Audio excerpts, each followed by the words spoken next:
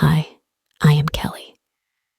In Taiwan, we sometimes believe that abandoned items on the roadside might bring misfortune. My husband has been a master scavenger since his college days. To him, roadside trash piles are like treasure troves, always filled with the possibility of finding something valuable. But he never imagined that some things should never be taken.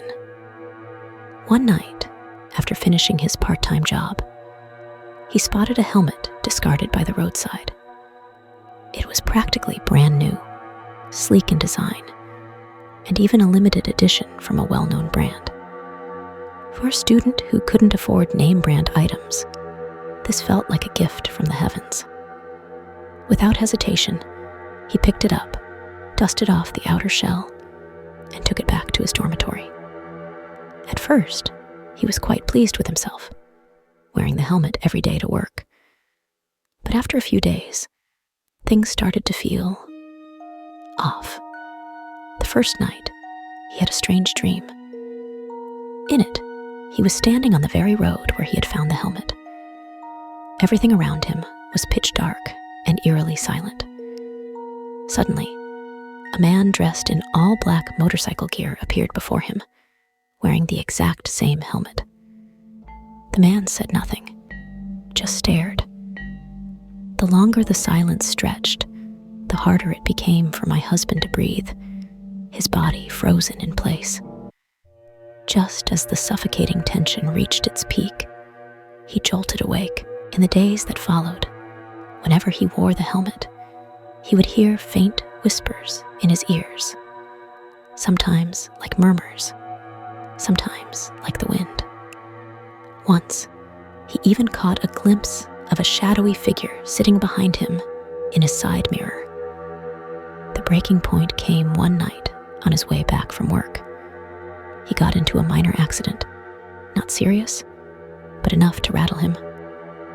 As he sat there, shaken, he suddenly heard a low, chilling voice right next to his ear. That was mine. What gives you the right to take it? The words stabbed into him like a knife, sending a cold dread through his body. Without a second thought, he ripped the helmet off and hurled it onto the roadside. He didn't dare look back as he sped away. The strange occurrences stopped after that. But despite the terrifying experience, his habit of picking up roadside items remained. Shortly after my husband started his first full-time job, he moved into a small studio apartment.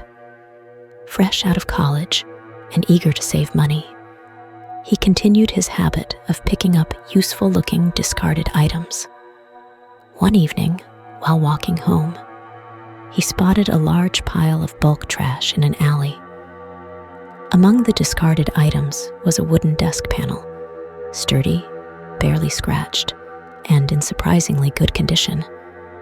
It seemed like a waste to let it go to the landfill. Thinking it would make a perfect DIY desk, he hauled it back home. At first, it served its purpose well. He propped it up on 2 old crates, turning it into a makeshift workspace. But soon, the atmosphere in his apartment began to change, especially at night. He often heard a faint knocking sound from beneath the desk, as if someone were tapping on the wood. The noise would stop the moment he checked under it, only to resume later. One night, after working late, he returned home to an overpowering scent of incense. It was so strong he assumed a neighbor was burning offerings. But the entire building was eerily silent. Even the old woman downstairs, who frequently burned incense, was nowhere to be seen. Exhausted, he brushed it off and collapsed into bed. That night, he had a disturbing dream. In the dream, a woman with a bloodied face was lying across the desk, slowly scratching its surface with her fingernails. Her movements were deliberate, each stroke filled with rage. grating sound of nails against wood sent chills down his spine. Panicked, he screamed, jolting himself awake, only to realize the sound hadn't stopped. Drenched in sweat, he looked down at the desk. Faint, fresh scratch marks had appeared on the surface. Terrified, he recounted the experience to a coworker the next day. The coworker's face went pale. "You need to get rid of that desk. Large furniture like that is sometimes taken from places where bad things happened. Be careful." That night, without hesitation, my husband dragged the desk panel to the nearest bulk trash collection site. He even took the next day off to visit a temple and pray for safety. Since then, he's never dared to take home large furniture again. But his habit of scavenging for smaller items remains. Even after we met, my husband never managed to kick his habit of picking up discarded items. 3 years into his career, he relocated for work and moved into a new rental apartment. The landlord provided only basic furniture, and he found the mattress uncomfortable. Just as he was considering saving up for a new one, fate once again placed a treasure in his path. One weekend evening, on his way home from work, he noticed a pile of large, discarded items by the roadside. Among them was a nearly pristine mattress.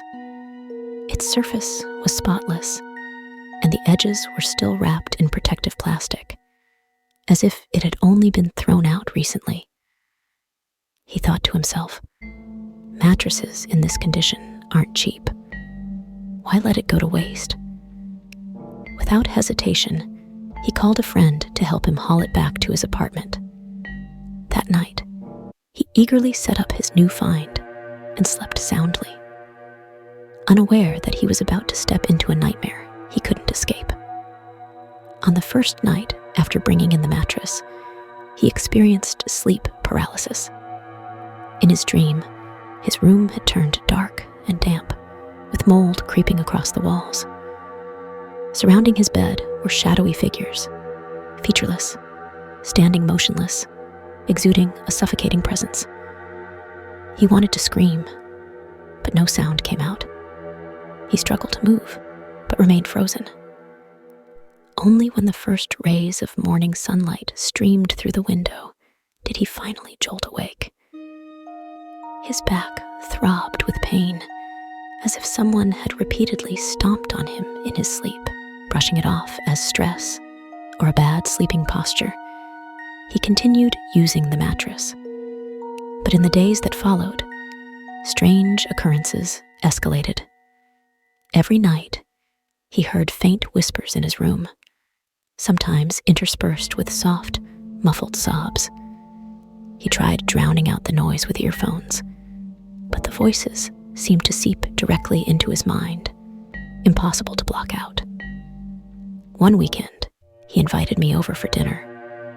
The moment I stepped into his room, something felt off. The air was heavy, laced with a subtle but unsettling musty odor that made my chest feel tight. Half jokingly, I asked, "Where did you get this mattress from? Don't tell me you picked it up off the street." Laughing, he admitted the truth. Yeah, took some effort to carry it back too.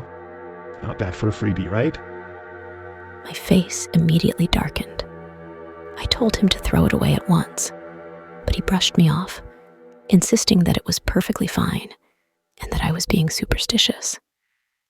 That night, I slept on his bed and had a nightmare of my own.